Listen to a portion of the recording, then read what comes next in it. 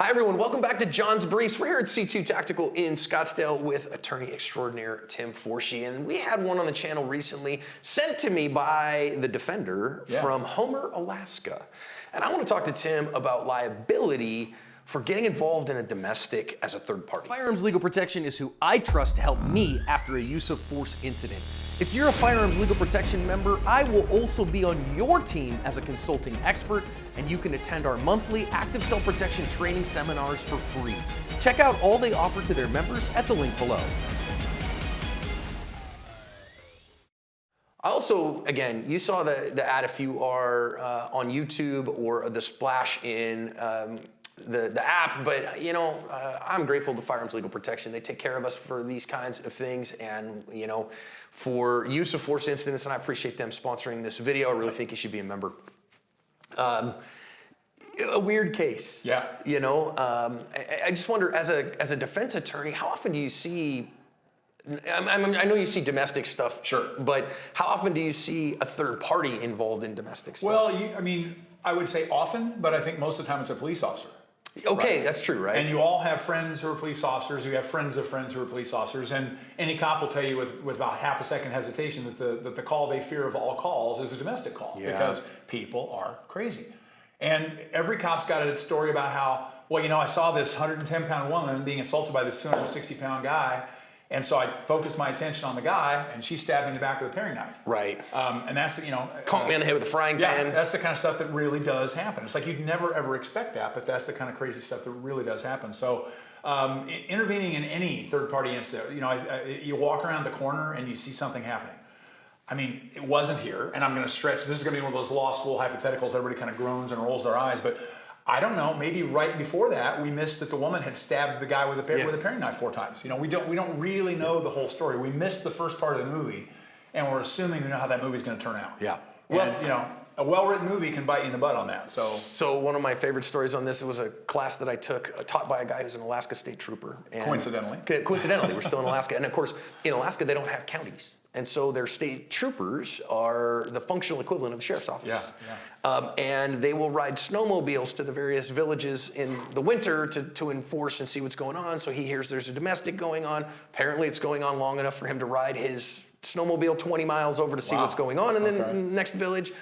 Gets there, sees a guy beating on his lady, jumps in to kind of get that guy off her, and she turns around and hits him in the head with an iron, like, you know, an iron. A clothes iron, splits his scalp open stem to stern. He says then he backs away from it, gets out of there, puts his hand on his head, and rides his snowmobile back 20 miles to the other place in order to get medical attention. You people in Alaska are tougher than I'll ever be, I'll tell you that. I'm like, how much frozen blood was there on your hand and in your hair? Hopefully it helps coagulate it. Oh my gosh. Usually when you hear of a state trooper in Alaska who has to ride a snowmobile to a call, by the time he gets there, it's like the town's been taken over by vampires. Yeah, no kidding. That's the way I normally hear that story. The funny part, the reason I remember that story is he said, yeah, they sent a couple of Cessnas worth of troopers over there to go get that guy. And I was like, how many troopers are a Cessna of troopers? Cessnas aren't that big, right? I know, but it depends on the Cessna. I would say that's what, maybe 2-3 troopers fully equipped per Cessna. I'm like, how many? So how many? Well, you know, I think it was, you know, they put about 5 or 6 of them in each one. I was like, all right, you know, if I'm going to go with 10 of us. Okay, we're going to roll heavy. I love what you said, though, that this idea of, so from a danger perspective, every cop knows. That's right. Dude.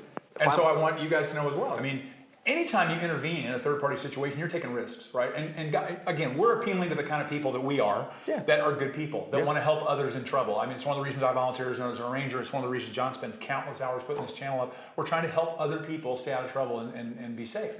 So most of you watching this feel the same way. We're all sheepdogs. The problem with this, when you intervene in a third-party situation as a sheepdog, you better know what's going on. And you know, you turn your back on the wrong person who looks like the right person, and suddenly you find out that was the wrong person, and you don't get that part of your life back. So you got to be very, very cautious. Now, we talked a little bit about this, John, already. And the thing that's compelling here is this wasn't just a guy slapping his girlfriend around or slapping his wife around. This is a guy who had a belt around a woman's neck. Around her neck. And arguably she had 10, 20 seconds before she lost consciousness. Yep. Another 10 or 20 seconds before she started suffering brain damage. I mean, this is a serious. I mean, strangulation is a class 2 felony in Arizona. It's above and beyond aggravated assault. So it's like, that's a real serious thing. So at that point, yeah, even those of us that are probably reluctant to get involved, those of us who are sheepdogs, we're probably going to get involved. at some point, you're like, look, we always say you set your own boundaries on this stuff, your own risk tolerance, whatever you've got. But at some point you go, I got to get involved here. I can't say no. I mean, obviously, if somebody is, Anakin Skywalker shows up and he's killing all the younglings, you know what I mean? Eventually you gotta step in. That's a dated, weird, odd, nerdy pop culture reference. The Force better be strong with you. Yeah, well, right. You better maybe use your Force choke. I don't know. Anyways, we should cross over to the dark side. Don't do that. I'm gonna get away from this analogy now. How about that? We can always edit this later. Yeah. But I mean, at some level, you feel like you got to step in. Yep. The funny part on this one, Jonathan is the name of our good guy, our defender. I've emailed back and forth with him a time or two. We're hoping to get him on the Ask podcast. And so, hey, comment in the comments and say, hey, Jonathan, come on the podcast. I want to hear you tell his story, because he told me on the follow-up, he had a gun in the glove box. Yeah, which, I mean, you're in Alaska, so God bless you, you ought to have one. But what if when he went out to intervene with that guy, what if that guy had been armed? Yeah, now what? So, I mean, now you literally brought two fists to a gunfight. So yeah. I would really wish he had that on. I mean, you pointed out elsewhere, I always say the first rule of a gunfight is avoid a gunfight. 100%. Second rule of a gunfight is you by God better have a gun. Right. And if there's a gun in your glove box, that's going to look great on your epitaph. Yeah. It doesn't do you any good. So a glove box is not a holster. Nope. And it's not a good place to keep a gun. Nope. Not the least of which the number one place that criminals get firearms they use in felonies is out of unlocked vehicles. You got an NRE sticker on your F-150, you might as well just hand them the Glock in your glove box. I can't tell you the number of people that, they have gun stickers on their car, and I'll take a picture of it, post it on my socials, and say, anybody want a free gun? Because there's absolutely a gun in that car. I even know what brand. Yeah. But, I think at some level you want to intervene, right? Do you bear some liability? Legally? Well, yeah, I mean, if you're wrong, you're still responsible for everything you do. Right. You bet. And if you guessed wrong, if that was the mayor's son and this methamphetamine ex-wife of his had just stabbed him in the back 4 times with a butcher knife and he wasn't bleeding very heavily yet, when you jumped in and threw him up against a wall and broke his back or shot him, do you bear responsibility for your wrong guess? Yeah. Now, if it's a wrong guess that a prosecutor using discretion agrees most anybody would have made the same wrong guess, then in theory you should get the benefit of the doubt.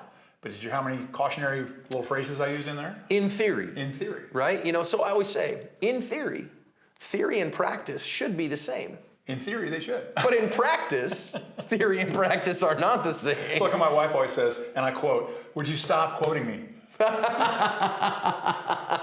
There's theory and there's practice. There's theory and there's practice. So, I think at some level you feel like you got to step in, but be cautious, man. You can bear liability for that, and that can be liability for your own hospital bills when she turns around, conks you in the head with the clothes iron.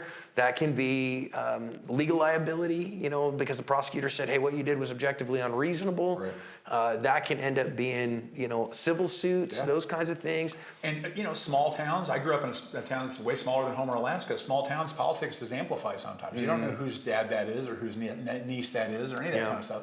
And small town politics can be devastating. So, and the ultimate liability here is, again, he decides to approach this guy, pull him off this girl, and he gets shot. Yeah. And dies in front of his wife. And now he's got his wife and his, I think, 5-year-old was in the back seat. There you go. Witnessed it happen. Yeah, witnessed it happen. And now going forward for the rest of your life without the husband. So, yeah. So be cautious of those things.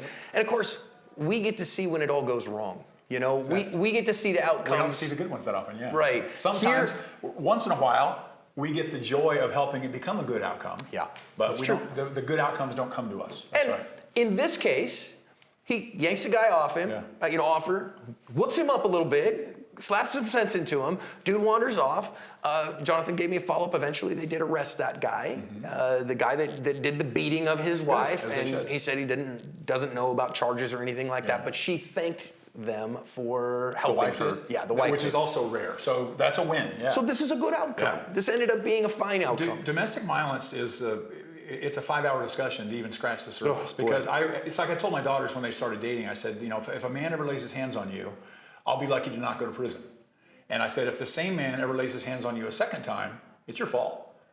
And I think there's some truth to that, but I also think that it's a cycle that I saw better as a judge. I mean, I can't remember how many Saturday morning arraignments I handled where somebody comes in on domestic violence charges and somebody says, Judge, there's a witness here that wants to see you. Okay, go ahead and have them come into the courtroom. And it's the wife with 2 black eyes swollen all the way shut.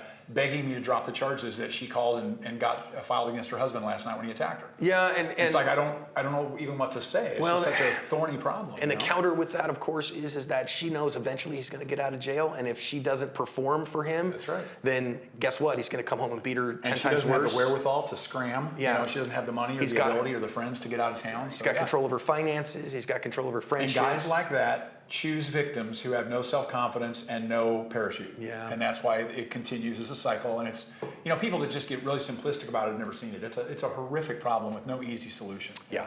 And I'm a big fan of, hey, I hate domestic abuse in every capacity. And I think that, I was raised in such a way, you catch somebody putting their hands on their spouse, and they catch at least as good a beating as they gave. Yeah. That was a lot of my teen years working for my grandpa in construction, which was a rough and tumble kind of area. Got stories on that. And so again, our big first lesson and all that is keep your hands to yourself, right? And don't put your hands on your spouse. Adults use words. And that goes both ways, husbands and wives, right? We don't put our hands on our spouse, period. And all that stuff, right? As far as stepping in, man, we get to see them when they go south. Yeah. And I hate them, I hate when that happens. Thankfully, in this case, everything went right. So we got to see a good one where it didn't go south, but it's a cautionary tale, I guess, because as you're pointing out, we've sure seen a lot of them that did go south. That's how they come to our attention. So don't say I didn't warn you, and also live your conscience, set your values in advance, understand when you're going to get involved, communicate that to your spouse.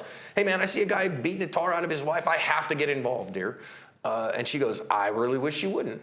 I don't care. So I won't be able to sleep with myself if I, have that conversation. If I just have the conversation. So then that way and maybe your wife says, hey, that's wrong. I don't care what you're saying. You're putting them ahead of me, and you need to not do that. And that has a good discussion, and maybe y'all end up in marital therapy, and maybe you need it. Choose your venue too, because if it's gonna take 5 hours and 2 Cessnas to get the cavalry to arrive, you might want to reassess just a little bit. You're out in the Wild West. 2 Cessnas full of troopers. 2 Cessnas full of troopers. That's Solid a good measurement. stuff. It's like a quarter cup. Yeah.